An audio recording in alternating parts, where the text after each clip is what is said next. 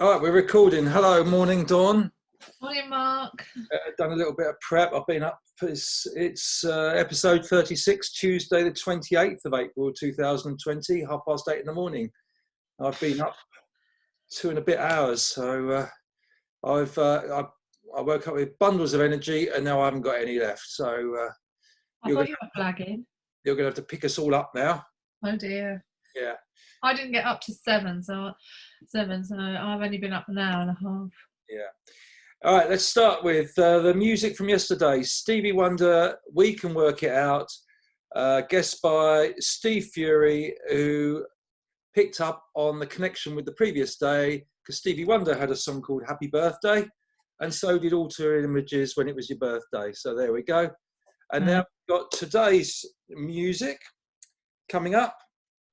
And as I said yesterday, it's not just about guessing who it is, it's also guessing the connection to yesterday's music. I'm not going to repeat what yesterday's was because you should be paying attention. So here we go. Oh, hang on.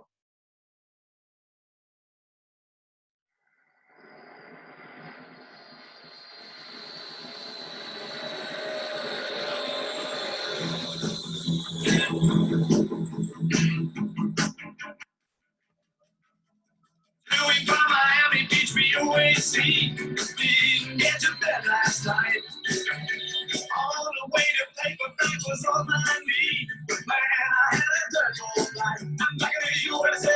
Oh, I went too far. You did. Never mind. Give them some easy ones. Yeah, give them some easy ones today. Yeah, I'm not going to edit it or anything. I'll start again, so don't worry about that.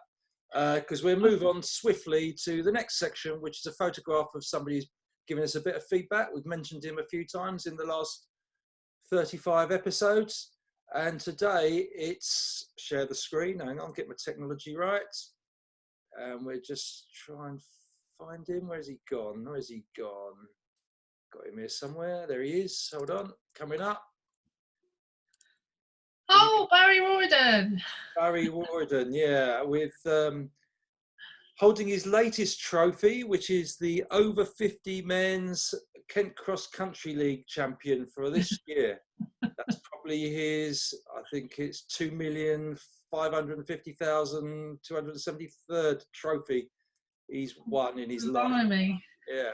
I'm only joking, Dawn. It's all right. Not I know that. That's what I was going. Blimey, why pick such a big number? He's won a lot though, Barry. I've mentioned before, his trophy cabinet must be huge, or he's got a big loft, or a big what do you call it, dungeon to put them in, or something. Anyway, he's got a pod in the garden. Has he? Is that right? I said maybe he's got a pod in the garden. Maybe he's got a wife who's chucked out all his memorabilia. I'm tempted. Anyway, on to feedback. Lewis Moses came in late, a day late, wishing you a happy birthday. I think he was the last one to wish a happy birthday. Yeah. We did put in 100 quid for Macmillan. So we topped it up a little bit more than we'd promised. So just to cover latecomers like Lewis, but thanks, Lewis, for that. Angie Crush, she came back. She was answering my toe issue, the nail fungus, with perhaps use duct tape, but she's only ever used it on verrucas, which it works for. Right. I should imagine anything that stops the air getting to it would be okay. Yeah. But no, I am extremely lucky. I've only ever had one verruca, and I think I was about 8 at the time, and I've never had one since. So I've been very lucky. Yeah, I was similar. That was something we got back in the day, wasn't it? We were talking about things, you know, back in the day. Well, verrucas were definitely one of them, it seemed. You went swimming, you always got one, didn't you? Never mind. You've been eradicated now, yeah. She's reading a lot of books, and she'd also like to hear about what all the positives are from this current situation, which I think you voted for as our section later. So thanks for that. I've got a little thing I'm going to do as well at the end. I've got a little challenge for everybody. Dance, something like that? No, nothing like that. You just get on with your bit, and I'll do my little bit. On the toe situation, Sarah Bunce from Tasmania suggested vinegar. and I've done 3 dabs of vinegar on my big toe, and you've provided me with a full bottle of vinegar, so we're going to give that a go for a bit. And it doesn't smell as much as tea tree oil, so that's a No. big plus point. Whether it's as effective or whether it does the trick, we shall find out. So more updates in the episodes to come, because I'm sure we're going to be here a while at this rate. Lots of feedback from the likes of Graham Sager, Alan Buckle, Hubert in Canada about telephones back in the day. Grazia as well. Grazia, yeah. Oh yeah, Grazia, who's nan. Reverse the charges to her nan. Yeah, in Italy when she was in England, and her grandma was under instructions to just say yes, yes, yes if she heard an English voice at the end of the phone, because it was A foreign voice. Yeah, reversing the charges. Yeah, unbelievable, really, when you think back. You had to phone up home and say, to the operator, will you accept reverse charge call? But there it is. And in fact, worse than that, Dave Adkin was telling us about how he was courting Pat, his wife. She didn't even have, or their family didn't even have a phone at home. And then when they did, they had to share the line with the neighbours. So you'd pick up the phone to dial out and realise that you could hear your neighbours having a chat on the phone to somebody else. Yeah. Oh, we're not sharing these days. But it's good to know there's a few old school people out there like Graham and Alan who are using Ordnance Survey maps still. So that's good, rather than GPS. I do think it's what you're used to. And I must admit, these watches are a bit of a pain. I remember sort of like coaching on a Monday night, and suddenly about 3 watches would be thrown out the door because they couldn't get any reception in the pavilion. So they are slightly temperamental. Let's get the words out. Well, the funny thing is, when I've heard stories of people wearing their GPS watches, they go for a run, they set it up to beep at a mile or a kilometre or whatever, every kilometre, and they're all going off at different times. So yeah, it confuses people somewhat, but of course they're not totally accurate. But every day now I see people putting out photographs of their GPS saying smashed a PB, personal best. And of course it's not really a personal best, it's just a training guide. Anyway, Hubert reminded us, I was talking about the card game, played football back in the day. He reminded us of Subbuteo he used to play. He represented Sweden, not literally, his team. I'm not quite sure why. He does like Sweden. I think he highlighted their coronavirus tactics to us. Yes, he did. Yeah. Well, I think anyone who's managed to sort of like keep it under control is worth looking at. I certainly think there's lessons to learn from it. Yeah, but more importantly, he mentioned Subbuteo that he used to play, and of course that derived from Tunbridge Wells. If people didn't know, there used to be a little Subbuteo headquarters down the bottom of Warwick Park in Tunbridge Wells. That's where it all stemmed from. Very popular game. And then they did rugby, cricket. What else? I think that might be all, actually. Can't think of what else. We used to have all of them at home. Great games. And Hubert mentioned the old phones in North America, which you paid a set rate, monthly rate, so you could chat as much as you liked. And I think his mum spent most of his childhood on the phone to friends because it was just a set rate. Whereas if she was phoning the UK, it was very much limited because we were charged by the minute. By the minute, yeah. Yeah. So brought back a few memories to people there. I don't know whether it's lessons to the younger generation because we still don't know whether they're really listening, but there you go. Their feedback's terrible. Yeah. So I posed the toe issue and also self-publishing a book. So I'm still waiting on. I did some research yesterday about self-publishing a book. It's quite a daunting task with the proofreading, the layout, editing, and everything else. But I'm thinking of going into that, and because I've done all the manuscript and all the notes, I've just got to tidy it all up. I say it's going to take days if I start on that one. But wow. It might keep you occupied. You get into the place where you're bored, aren't you? Yeah, Me, yeah, I'm always busy. yeah. So, at Angie's request, a few positives then from the current situation, and see if you match any of my notes that I've Mm. taken. What's your big takeaways so far in this, well, Mm, week 6 or whatever it is? Well, it has just highlighted more, I think, that you care about your family and that you miss them, etc., and they are quite important in your life. They help stability. I mean, and you feel as if when you visit, etc., it might I sometimes might only visit about 5-10 minutes, etc., but perhaps I should make it half an hour and listen to them a little bit more and make sure that they're all right, that sort of thing, really. But I have found that lots of people are more friendly, and I think that perhaps they should be like that a bit more, not in normal times. Not being locked up. Um, that friendly issue. Some people get grumpy because they might not be having a good day, etc. But sometimes if you talk to somebody, it helps. Yeah, yeah. I think Angie was saying she's seen more of her mum, but she's doing the shopping for her mum and just stepping outside, leaving it by the doorstep and talking to her through a window or something, just much more regularly, just to check she's okay than she would have done normally. Well, I think one thing we've all learned is how time is valuable. It's but it's also important to switch off occasionally. I think generally we're all very busy, loads of tasks to do, and quite stressed out. But for some of us, lucky enough, in this situation, that's sort of gone away a little bit. So makes you reevaluate that aspect, I think, as we go, if we ever get back to what we might call normality. It's also been a chance to learn a few new skills or technical things or whatever it might be. I mean, you got 2 recipe books yesterday you're going to delve into, didn't you?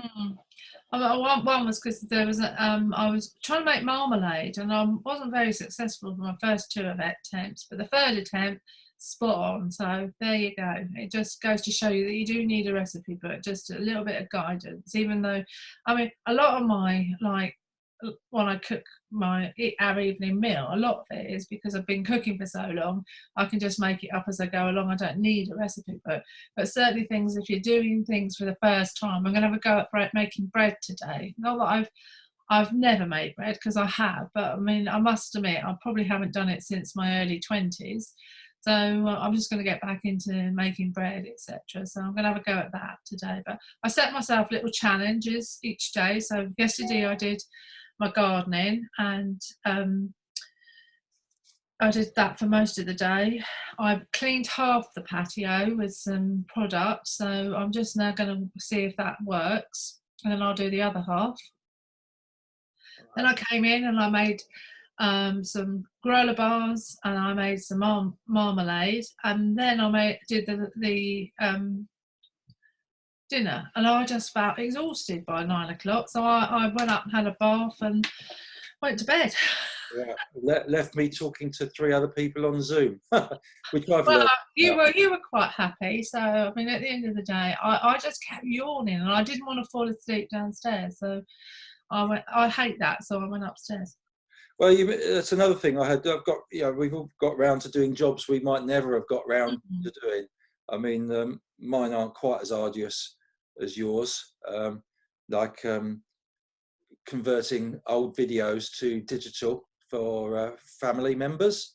So Yeah. I've done a bit of that, and as I say, learned some new technical stuff like Zoom and how to update a website, the club website, and things like that. I've been doing. It's been nice seeing people adapt with new business opportunities, like Nicole, our daughter, doing online and then home delivery of cocktails rather than to replace the bar events business. They had to think on their feet, and they had a very successful weekend last weekend. So I think it's made people evaluate and just think outside the box a little bit more.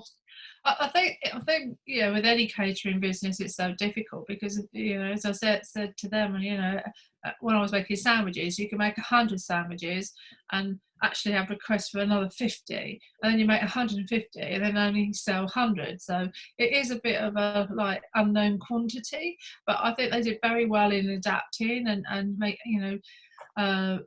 presentation and everything else, and instructions how to make a cocktail, etc. The ones that they've developed, they aren't going to do delivering to the door because they're almost like the trade secret. That's what makes them so special. So they're in a sense unique. So they can't do those ones, but they can do the normal run of the mills. And it depends on how you approach it, really. And we got involved a little bit as the emergency services, didn't we, to go and rescue her when she had a puncture. Which, we won't go into that. It's all resolved. It's all done. Yeah. I think another big takeaway, positive takeaway, is for perhaps the first time in our lives, we're all in it together. I think everyone is very similar, but everyone is missing their loved ones, wanting to know when they can see them, when you can pick your grandchildren up. It is awful, but at the end of the day, I'd rather have my grandchildren healthy and well and slightly isolated from me than I would picking them up and giving them this virus. So I'm resolved that one day I'm going to be able to pick them up and love them again. So they've got lots of kisses and hugs coming to them, but I think my big concern is keeping everybody safe and making sure that they get through this and listening to what the government says and making the right decision. And I mean, yes, there is a little bit of freedom that you can go, I go out shopping, you don't, but I mean, I go out shopping, I've dropped things off to your mum and my mum, etc. So I am able to see them, even though it's from a distance. It's not as bad as, it's not like I've got to resolve myself that I'm never going to see them again, because that's not true. So I can get through this. But anyway, what's positive is that I think a lot of people appreciate each other because we're all in it together and having similar challenges, So that's been good. I think also another positive is, in a way, it stripped everything back from normal life to what really matters, and you've just touched on that. And what's been good, you don't hear so much of the influencers, because they're losing their influence in life, and it's that sort of thing's been quite a positive. I must admit, I'm getting a bit sick of seeing young people in hardly any clothes sticking their bottoms in the air doing exercises in the tightest bits of kit they could possibly wear. Perhaps that's another sign of getting old, but there you go. It is actually, because I mean, if they say if you've got it, flaunt it. Is that what I'm saying? I mean, at the end of the day, anyway, I don't mind that so much. They're young. Okay. Right. Is that it? Have you got anything else really positive? I have. Can you see it, everybody? This is a lemon juicer, and it's the best thing. It comes apart. It's the best thing in the world. Hold it steady. Don't wave it about. That's it. Yeah. It's the best thing in the world. It's a Joseph thing. What I want viewers to do is come up with their best cooking thing. This is what squeezes lemon juice. You put the half a lemon juice in there, you line it up, and then just squeeze it. It's brilliant. And also can be used if your husband's not behaving. I knew you'd come up with another use.